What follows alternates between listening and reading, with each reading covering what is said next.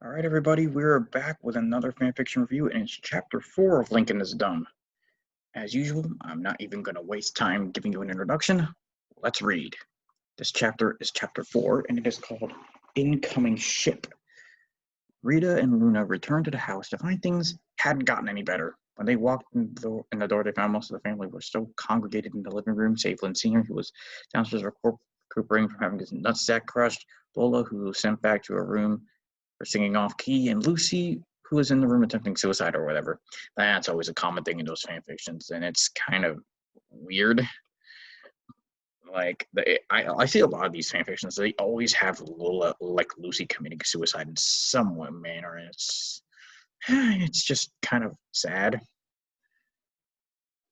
But anyway, the family was still in a state of inconsolable despair, and Laurie's attempts to get everyone to calm down were largely unsuccessful. As soon as they saw Rita and Luna return, the lads just stopped what they were doing and crowded around them, eager to hear them report on their success or lack thereof. What happened? Did you get it back? Can everything finally go back to normal? Lana asked eagerly. Rita shook her head and sighed. He's still not ready, she said. Not even Luna could convince him to come back. A split second later, everyone in the room except for Laurie and Lynn burst into tears. My life is over! Screamed Lenny. He was the one bright spot in my otherwise meaningless life, wailed Luann. Whatever, sneered Lynn. The cocksucker is bad luck anyway, and he doesn't even have any talent. The family's better off without him. They're marked inside the ire of Lana, who tackled Lynn full force and engaged in a vicious no disqualifications wrestling match. This point, well, I just watched Brock Lesnar and CM Punk, by the way, and at SummerSlam. Awesome match. Highly recommend. At this point, Lola lacked the energy to try and break him up, so she decided to try and address the rest of the room. Guys, enough! I know you're all upset, but Lincoln can't stay away from us forever. We just have to remind him of all the good times we have. Good times, roared Luna. After all the oppression and torture you put him through, you have the audacity to talk about good times. Luna had been home for all 2 minutes, and Laura was already completely fed up with her. She stomped over to the young rocker. With her fist clenched and her nostrils flared, ready to give her a piece of my mind. Now listen here, you, began Lori, only to be interrupted by her phone going off. A glance at the screen revealed the call was coming from Bobby. As much as she wanted to tear into Luna, she could never ignore a call from her soulmate under any circumstances. Hi, Boo-Boo Bear, she said, answering the phone. What's up? Don't call me that anymore, you poeta fe. I have no idea what that means. Let me look that up.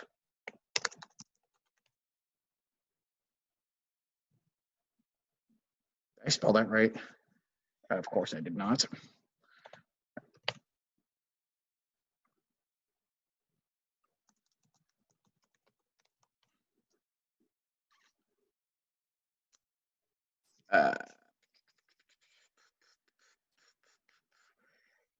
Of course I spelled it wrong again. ugly, ugly whore. Okay, so Bobby just basically called what's her face an ugly whore. Oh my god, that's fucking hilarious, shouted Bobby. Lori flinched, nearly dropping her phone in shock. What? She cried. What are you talking about? What did I do? Did she know Spanish apparently? Okay. You know exactly what you did, said Bobby, the venomous contempt in his voice speaking through the receiver. I can't be with someone heartless enough to eat for brother sandwiches and call him dork or through, but man, your sister's like a big bully and you don't do shit about it. What the fuck do you mean? When do you suddenly care? Bobby, no! Cried Laurie, only to be met with a dial tone. Dial tone. As she looked up from her phone and back towards Luna, who had her arms across her chest and a smoke smile adorning her face. Serves you right, you bitch. You don't deserve someone as sweet and kind and bland as Bobby anyway. Laurie, overcome with a tidal wave of rage and grief, socked Luna in the eye and ran up to her room, intending on spending the rest of her night drowning her sorrows in Ben and Jerry's fish food. During that entire exchange, Rita had attempted to break up the fight between Luna and Lana and was knocked out cold with a steel chair for her troubles. Luna, finally, now that we have all the bad sisters out of the way, we could try and think of a way to bring Lincoln back. Lynn, well, we already tried sending you. If you can't convince him to stop hating our guts, who can? Lenny, you are Lincoln's closest sister after all. Maybe we should try. Wait, what's going on? Lynn, yeah, what happened to the narrator? When did that suddenly become a script pick? Luna, I don't know. I guess the author was just tired of putting in dialogue tags and thought that nobody would notice if he stopped. Then, well, I noticed it. Tell him to change it back. Until she did. After a lot of coaching, the author stopped being a lazy ass, and resumed writing the story in traditional prose. I don't know what that's about. Maybe that's a reference to other fan fictions. I don't know. So, like I was saying before, said Lenny, I don't know what else to do. There's nobody on the planet who's closer to Lincoln than Luna. Ah, but there is, said Lisa, found the perfect opportunity to remind everyone that she was still in the room. This got everyone to jerk their heads towards her, their eyes wide open in shock. In response to such an outrageous claim, Lisa, unfazed by the trying eyes of her siblings, took the tiny walkie-talkie out of her tiny pocket and pressed down on the talk button. OT5, Lincoln is in trouble.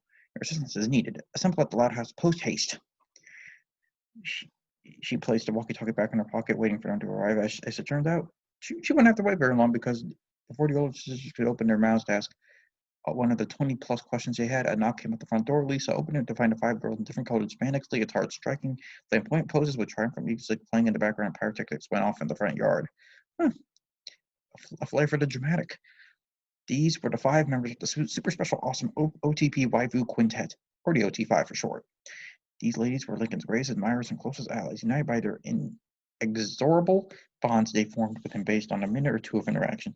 In the black leotard was a dour-looking girl with long black hair and a ghostly pale complexion. This was Haiku, one of Lincoln's 4 dates at the Sadie Hawkins dance. She spent a decent portion of the evening with him before Lincoln decided to ditch the dance and leave her with Clyde instead. In the blue leotard was a tall, lean blonde girl with bangs that hung down over one of her eyes. This was Nikki, who met Lincoln once during his trip to Ronnie Ann's hometown.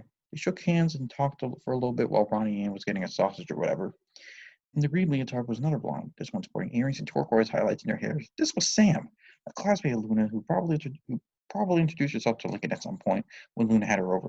Notably, she used to be Luna's crush until Luna realized that her hooking up with Sam would mean one less girl who could hook up with Lincoln. So she decided to stop pursuing her. That's really sad, actually. In the yellow leotard was a short, slightly pudgy orange-haired girl.